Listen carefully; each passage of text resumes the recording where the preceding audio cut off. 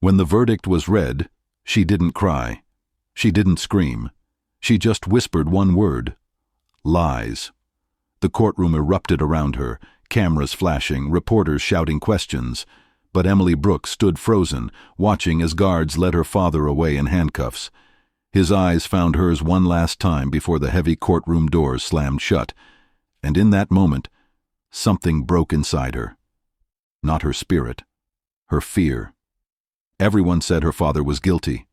The police, the prosecutors, the jury, even some of her own neighbors, everyone except her, because Emily knew something they didn't. Her father, Daniel Brooks, was innocent, and she was about to prove it no matter what it cost her. But what the judge did next shocked the courtroom and changed everything. This is the story of truth, power, and a daughter who refused to give up. How did a small-town mechanic, a man who spent his days fixing engines and his nights reading to his daughter, end up behind bars for a murder he swore he didn't commit? How did a quiet life in Millbrook, Pennsylvania, a place where everyone knew everyone, become the center of a case that would tear a community apart? Daniel Brooks was 48 years old, a widower who raised his daughter alone after his wife passed from cancer 7 years earlier. He was known for two things: his honesty and his skill with anything mechanical. If your car broke down, you called Daniel. If you needed help, you called Daniel. He wasn't rich, he wasn't powerful, but he was respected. His daughter Emily was 21, studying criminal justice at the local community college, working 2 part-time jobs to help pay the bills. She inherited her father's determination and her mother's fierce loyalty. And then there was Richard Hale, 53, successful businessman, owner of Hale Automotive Supplies, found dead in his car by the river on a cold October night, 1 blow to the head, a wrench found nearby, and Daniel Brooks's fingerprints all over it. What really happened that night? Why was Daniel targeted? And what did the judge discover years later that no one saw coming? Before we go further, let us know in the comments where you're watching from. We'd love to hear from you, and if you're new here, click on the subscribe button so you never miss any of our upcoming videos. Before everything fell apart, the Brooks family was ordinary. Not wealthy, not famous, just ordinary people living ordinary lives. Emily remembers Saturday mornings at the garage, the smell of motor oil and coffee, her father teaching her how to change brake pads, how to diagnose engine trouble just by listening. "He taught me how to fix cars," she would later say, "but more than that, he taught me how to be honest, how to fight for what's right, how to never back down when you know the truth." Daniel didn't talk much about the past. After his wife Sarah died, he poured himself into 2 things: his work and his daughter. The garage became their sanctuary, a place where the outside world couldn't touch them. Emily would do her homework on the workbench while her father worked, and in the evenings they'd sit on the porch and talk about everything and nothing. Millbrook was the kind of town where people left their doors unlocked, where the diner on Main Street knew your order before you sat down, where high school football games brought out the whole community. But beneath that small-town charm, there were tensions. There always are. Daniel Brooks was respected, but not everyone liked him. His honesty made some people uncomfortable. He wouldn't cut corners, wouldn't lie to make a sale, wouldn't compromise his principles for a quick buck. And in a town where favors and handshake deals kept the economy moving, that made him an outsider in some circles. Richard Hale was one of those people who didn't appreciate Daniel's rigid morals. Hale ran the biggest auto supply business in the county, and he expected discounts, special treatment, deferred payments. Daniel treated him like any other customer: pay on time or don't expect service. That didn't sit well with Hale. 6 months before the murder, the 2 men had a public argument at the garage. Hale's company owed Daniel nearly $8,000 for parts and labor, payments that were months overdue. Daniel confronted him, told him he wouldn't do any more work until the debt was cleared. Hale laughed it off, said something about small-town mechanics not understanding how real business worked. Daniel didn't raise his voice, didn't make threats. He just said, "Then take your business elsewhere." Hale left angry, and the debt was never paid. People remembered that argument, and when Hale turned up dead, they remembered it very clearly. No one could have known that disagreement, that moment of principle, would become the spark that burned their world down. October 17th. The night everything changed. It was a Tuesday, unseasonably cold, rain coming down in sheets that turned the streets into rivers.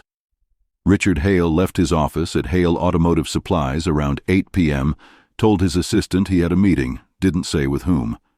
His car, a black Mercedes sedan, was found the next morning by a jogger near the old bridge over Kettle Creek, driver's side door open, engine still running, headlights cutting through the morning fog. When police arrived, they found Hale slumped in the driver's seat, a massive head wound, blood on the steering wheel, on the dashboard, pooling in his lap. The medical examiner would later determine he died from blunt force trauma, a single blow to the left temple delivered with significant force. Time of death: approximately 9:30 p.m. The murder weapon was found 15 feet from the car, partially submerged in the creek. A heavy adjustable wrench, the kind any mechanic would have, and on that wrench were fingerprints, Daniel Brooks's fingerprints. When detectives ran the prints through the system, Daniel's name came up immediately. He'd been printed years ago for a security clearance when he briefly worked as a contractor for a military vehicle depot. The match was perfect, no question about it. But there was more. Under Richard Hale's fingernails, forensic techs found skin cells. DNA analysis confirmed they belonged to Daniel Brooks. The case seemed open and shut. Daniel was brought in for questioning at 6 a.m., 3 days after the murder. He'd been at the garage working late that Tuesday night, he told them. Alone. No alibi. No witnesses. Yes, he knew Richard Hale. Yes, they'd had a dispute over money.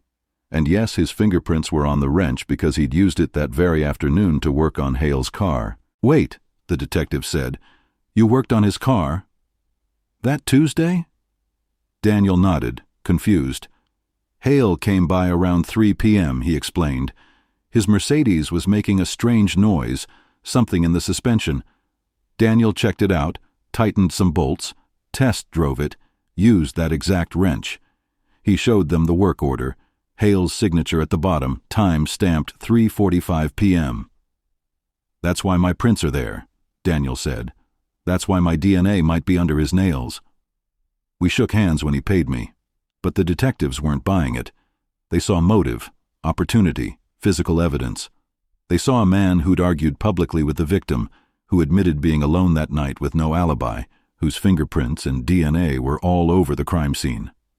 Daniel kept insisting he was innocent, kept explaining the work order, but his voice was drowned out by the weight of evidence stacking against him. The prosecutor, an ambitious woman named Helen Pritchard who was eyeing a run for district attorney, held a press conference. The evidence is overwhelming, she said. Daniel Brooks had motive, means, and opportunity. This was a crime of rage, of revenge, a man who felt disrespected and decided to take justice into his own hands. The trial lasted 3 weeks. The defense attorney, an overworked public defender named Michael Torres, did his best, but he was outgunned, outfunded, outmaneuvered at every turn. The prosecution painted Daniel as a violent man who'd finally snapped, who'd lured Hale to that bridge under the pretense of discussing the debt, then murdered him in cold blood. The fingerprints, the DNA, the motive, it all fit too perfectly. The jury deliberated for 6 hours. Guilty of murder in the first degree. When the verdict was read, Emily Brooks stood in the back of the courtroom, watching her father's face crumble. The judge set sentencing for 2 weeks later. Life in prison without possibility of parole. If you're still watching, drop a comment saying I'm still here. Let's see who's following Emily's fight for justice.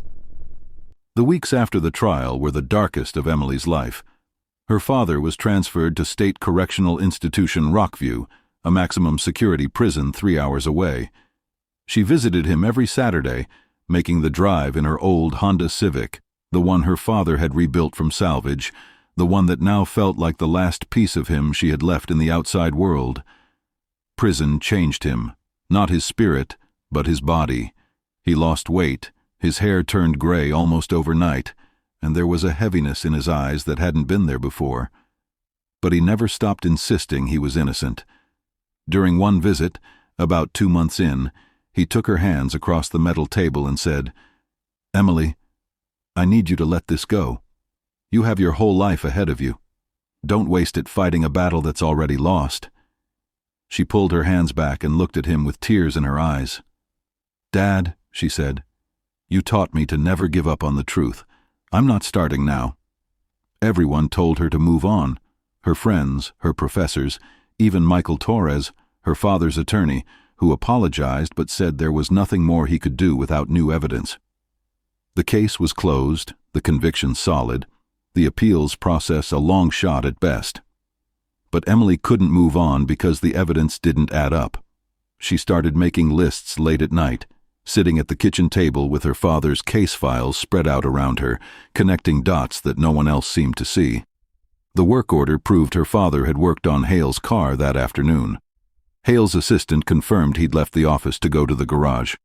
So why would Daniel murder him just 6 hours later? What changed in those 6 hours? And why at that specific location, the old bridge, a place her father had no connection to? She started digging deeper, skipping classes, calling in sick to her waitressing job, spending every free moment investigating. She visited the crime scene, walked the area around the bridge, talked to people who lived nearby. No one had seen or heard anything that night. The rain had kept everyone inside.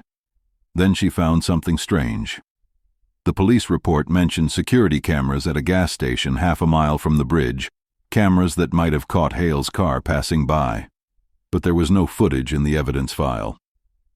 Emily drove to the gas station, asked the owner about the cameras. He confirmed they'd been working that night, said the police had taken the footage. She filed a Freedom of Information Act request for the footage. 6 weeks later, she got a response. The footage had been deleted due to storage limitations. Standard procedure, they said, but Emily found that hard to believe. Security footage in a murder investigation. Deleted? She started asking more questions, and the more she asked, the more resistance she encountered. The detective who'd led the investigation, a man named Carl Winters, refused to speak with her. The prosecutor's office sent form letter responses. Even the gas station owner seemed nervous when she pressed him, said he didn't want any trouble, that he'd told the police everything he knew. Emily realized she needed help. She reached out to the Innocence Project, a nonprofit that takes on wrongful conviction cases, but they were backlogged with thousands of requests, and without compelling new evidence, they couldn't take the case. She contacted local journalists, but no one wanted to touch it. Daniel Brooks had been convicted fair and square, they said. There was no story there. Desperate, Emily started looking into Richard Hale's life, trying to find something, anything, that might point to another suspect. What she found surprised her. Hale's business, despite its success, was in financial trouble. His company had filed for bankruptcy protection just 3 months before his death, citing massive debts and mismanagement. But the filing was withdrawn 2 weeks later when a mysterious cash infusion saved the company. $20 million, the exact amount needed to cover the debts. Where did that money come from? Emily couldn't find out. The financial records were sealed, part of a private settlement with creditors. She kept digging. Hale had a business partner, a man named Raymond Clark, who'd been with the company since its founding 20 years earlier. Clark was the chief financial officer, the man who handled all the money. Emily tried to contact him, but he'd left town shortly after Hale's death, moved to Florida, no forwarding address. She found that suspicious, but when she mentioned it to the police, they dismissed it. Clark had cooperated fully with the investigation, they said. He had an alibi for the night of the murder. He was at a business conference in Philadelphia, confirmed by hotel records and multiple witnesses. But Emily couldn't shake the feeling that something was wrong. Why would Clark leave so suddenly? Why would a CFO abandon a company he'd helped build?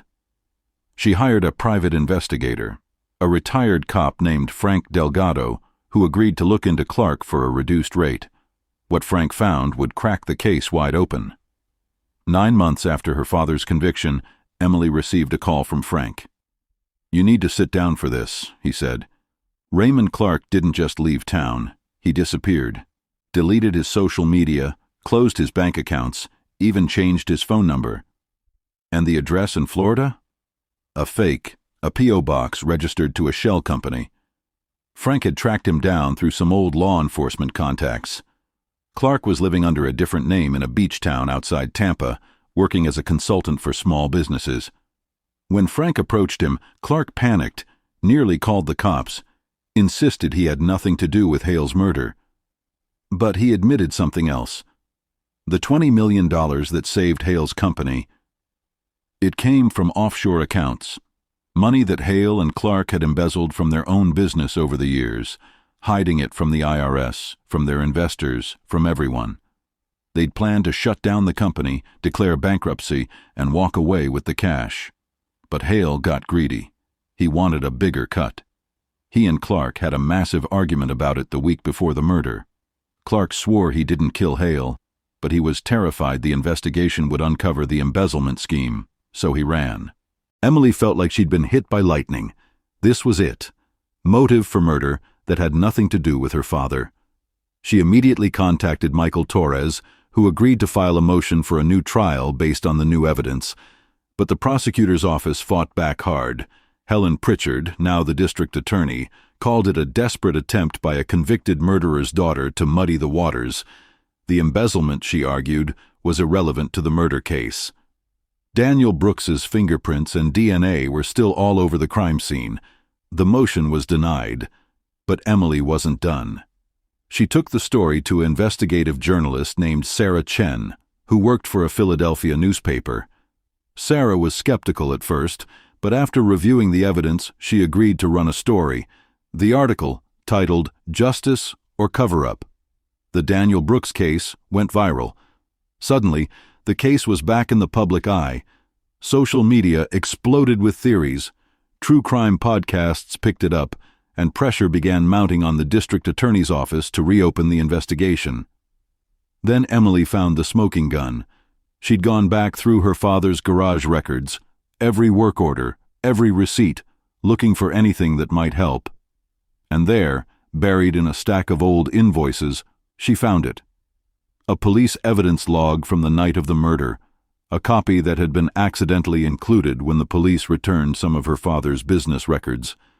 The log listed every piece of evidence collected from the crime scene, and on page 3 there was an entry that had been crossed out, so heavily redacted that it was almost invisible.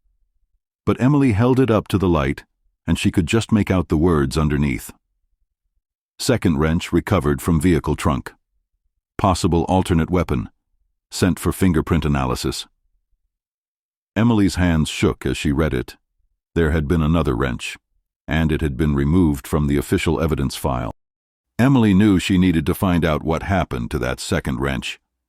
She contacted Frank Delgado again, and together they started tracking down everyone who'd been involved in the original investigation. Most refused to talk, but Frank had a contact, a retired evidence technician named Gloria Martinez, who'd worked the case. Gloria agreed to meet them at a diner outside town, and when Emily showed her the redacted evidence log, Gloria's face went pale. "I knew this would come back eventually," Gloria said quietly. "That second wrench had Raymond Clark's fingerprints on it. Not Daniel Brooks's, Clark's. When we ran it through the system, it came back with a match. But Detective Winters told us to exclude it from the official report. He said it was contaminated, that Clark had probably touched it innocently when he was at the scene earlier, identifying Hale's body. We were told the case needed to be closed quickly, that the community needed answers, and we had our man. Daniel Brooks fit perfectly. Gloria said she'd regretted it ever since, that it had haunted her, but she'd been afraid to come forward, afraid of losing her pension, of being accused of misconduct." Emily couldn't believe what she was hearing. The police had deliberately hidden evidence that pointed to another suspect. They'd built their entire case against her father while ignoring proof that Raymond Clark might have been involved.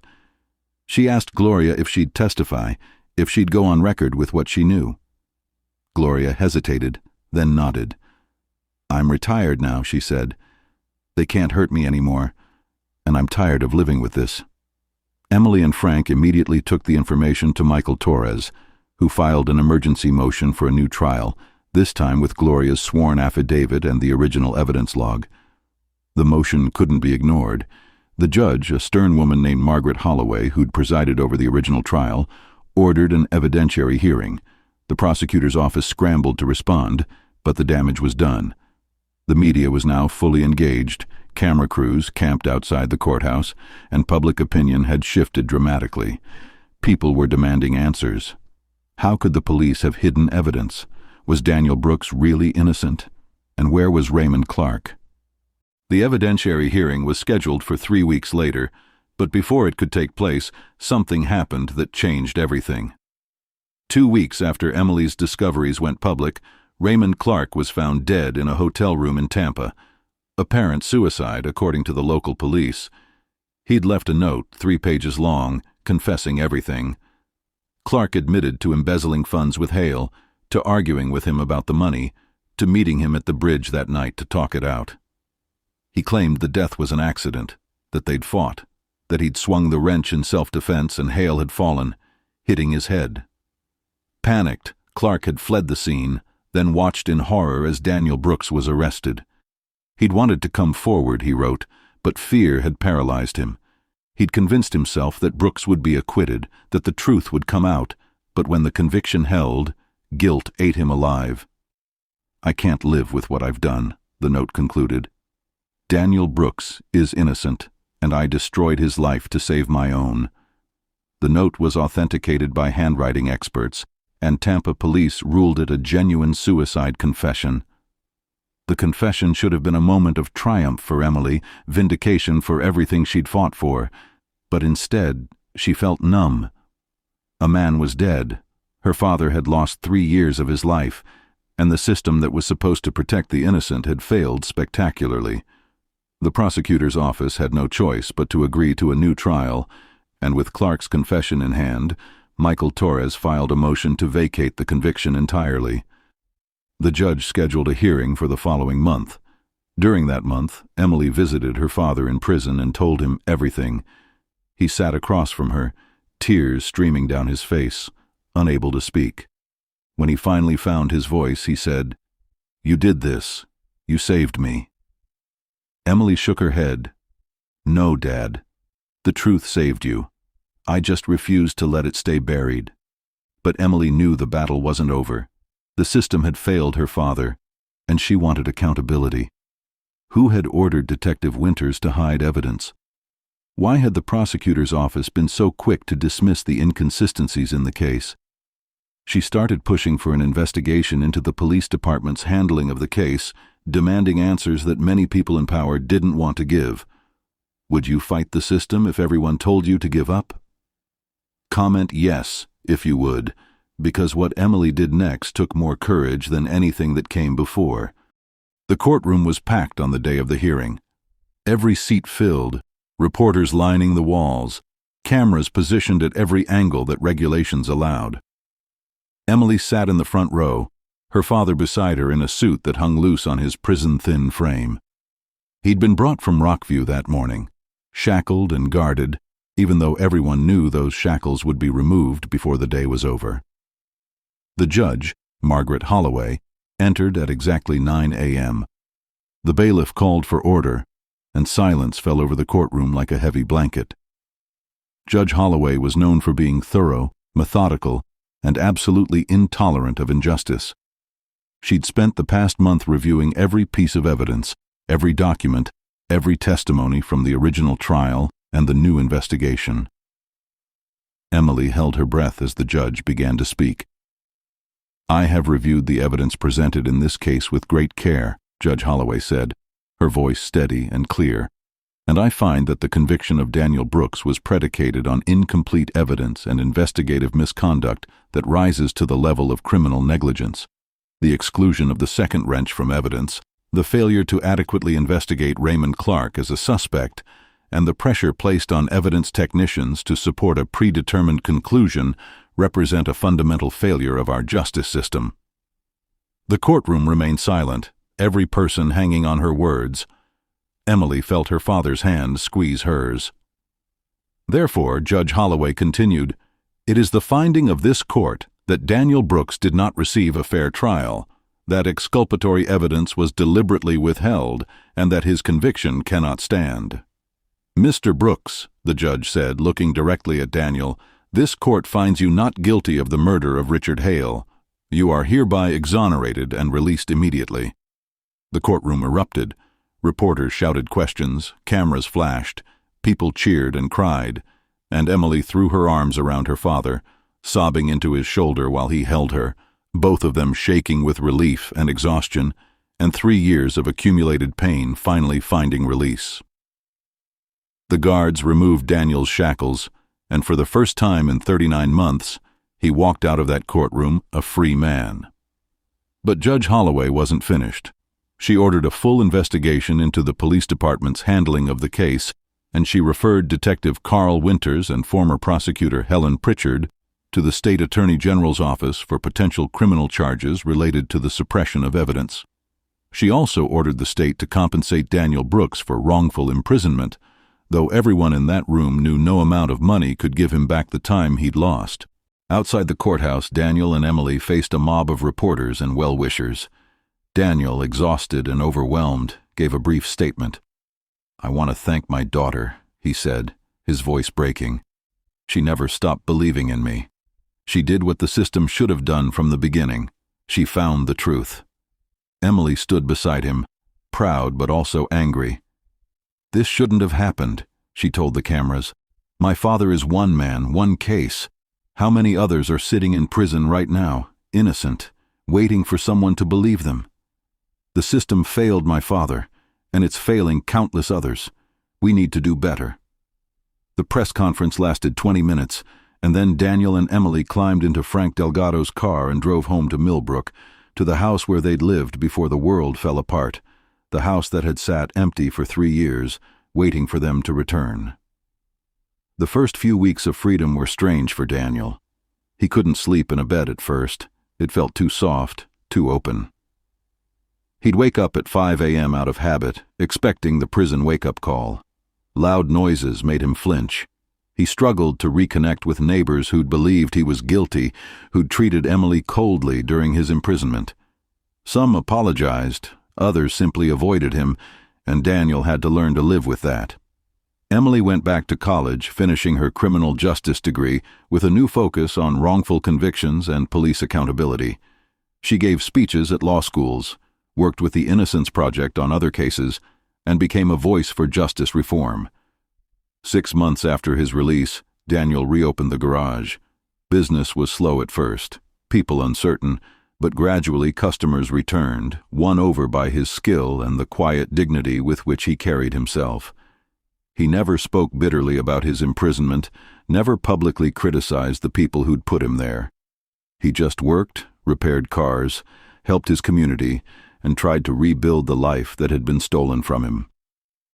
One afternoon, nearly a year after his exoneration, Emily came by the garage and found her father under a car, tools spread around him, oil-stained and content. She watched him work for a moment, remembering all those childhood Saturdays before everything went wrong. "You're happy," she said. He slid out from under the car and smiled at her. "I'm free," he said, "and I have you. That's enough." Emily smiled back, but inside she was still fighting. The investigation into the police department had resulted in Detective Winters being forced into early retirement and Helen Pritchard resigning as district attorney, but no criminal charges were filed. The system protected its own, as it always did. Emily continued pushing, writing op-eds, lobbying legislators, demanding accountability. Because for her, justice wasn't just about freeing her father. It was about fixing the system that had imprisoned him in the first place. Emily's fight is over, but the questions remain. How many others sit behind bars right now, innocent, waiting for someone to believe them? According to the National Registry of Exonerations, more than 3,000 people have been exonerated in the United States since 1989, representing over 25,000 years of lost freedom. 3,000 people whose lives were destroyed by a system that's supposed to protect them. And those are just the ones we know about. the ones who had family members like Emily, lawyers who kept fighting, evidence that finally came to light. How many others are there, forgotten in maximum security prisons, their names unknown, their stories untold? The Daniel Brooks case exposed deep flaws in how we investigate crimes, how we prosecute cases, and how we treat evidence that doesn't fit our predetermined conclusions. Detective Winters is retired with a full pension. Helen Pritchard now works as a legal consultant for a prestigious law firm. The evidence technicians who went along with hiding the second wrench faced no consequences beyond internal disciplinary reviews. The system moved on, as systems do, making minor adjustments, but fundamentally unchanged. Emily Brooks graduated with honors, earning her degree in criminal justice and a master's in public policy. She now works for a nonprofit dedicated to wrongful conviction cases, using her experience to help other families navigate the impossibly complex process of proving innocence after a conviction. She's helped exonerate 4 people in the past 2 years, and she's not stopping. Daniel Brooks still runs his garage in Millbrook. He employs 3 people now, including a young man who was recently released from prison for a crime he didn't commit, someone who needed a second chance just like Daniel did. They don't talk much about their experiences, but there's an understanding between them, a shared knowledge of what it means to survive injustice. Daniel never sued the state for compensation beyond what the judge ordered, which amounted to about $75,000 per year of wrongful imprisonment, barely enough to cover the life he lost. He says money doesn't matter, that having his freedom and his daughter is enough, but Emily knows the truth. Her father will never fully recover from those 3 years. The nightmares still come, the paranoia about being watched, the difficulty trusting authority, the gaps in his memory where prison simply erased pieces of his life. Wrongful conviction doesn't end when you walk out of prison. It follows you forever. Was justice really served? Daniel Brooks is free, but Raymond Clark is dead. The corrupt officials faced minimal consequences, and the systemic failures that led to this miscarriage of justice remain largely unaddressed. 3 years of an innocent man's life were stolen, and no one can give that back. Emily sometimes lies awake at night thinking about alternate timelines, about what might have happened if she'd given up, if she'd listened to everyone who told her to move on, if she'd accepted the verdict and tried to rebuild her own life instead of fighting for her father's freedom. In those alternate timelines, Daniel Brooks is still in prison.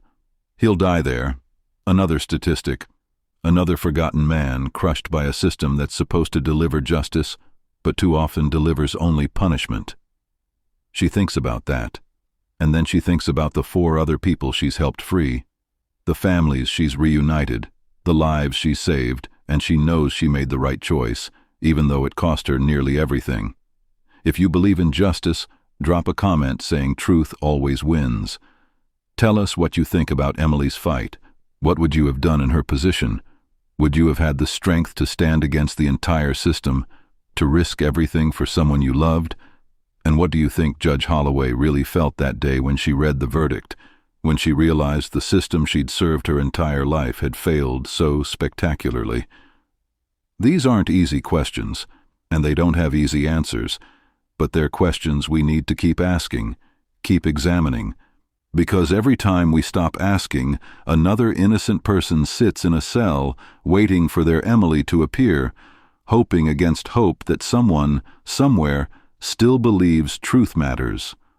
One daughter's love changed everything. But the real question is, how far would you go for the truth? How much would you sacrifice? How long would you fight? Emily Brooks fought for 3 years, working multiple jobs, sacrificing her education, her social life, her own future, all for the chance to free her father. Most people can't do that. Most people don't have the resources, the determination, the sheer stubborn refusal to accept defeat that Emily had. And that's the real tragedy here, not just what happened to Daniel Brooks, but what's happening right now to thousands of others who don't have an Emily, who don't have someone willing to fight for them against impossible odds. Justice shouldn't require a hero. It should be the default, the baseline, the bare minimum we expect from our legal system. But it's not. And until it is, We need more people like Emily Brooks, more people willing to speak truth to power, to challenge authority, to believe in innocence even when everyone else has given up. This story is over, but the fight continues. If this moved you, if it made you angry, if it made you think about justice in a new way, then share it. Talk about it. Because silence is what allows these injustices to continue. The system counts on our apathy, on our willingness to look away, to trust that everything's fine, that innocent people don't really go to prison. But they do, every day, and they're counting on us to care enough to do something about it. Be someone's Emily. Believe in someone's innocence. Fight for someone's truth. Because in the end, that's all any of us can do. Stand up when it would be easier to sit down, speak out when it would be safer to stay silent, and refuse to accept that this is just the way things are. Things change when we refuse to accept them. Emily Brooks proved that. Her father is free because she wouldn't stop fighting. Who will you fight for? Where are you watching from? Let us know in the comments. We'd love to hear your thoughts on this case, on justice, on what we can do better. And if you found this story meaningful, subscribe so you never miss our upcoming videos. We have more stories to tell, more truths to uncover, more fights to document. Because this isn't just content. This is life. These are real people with real pain and real hope that someone, somewhere, is paying attention. Be that someone. Stay engaged. Stay angry. Stay hopeful. And never stop believing that truth, no matter how buried, will eventually find the light. Thank you for watching.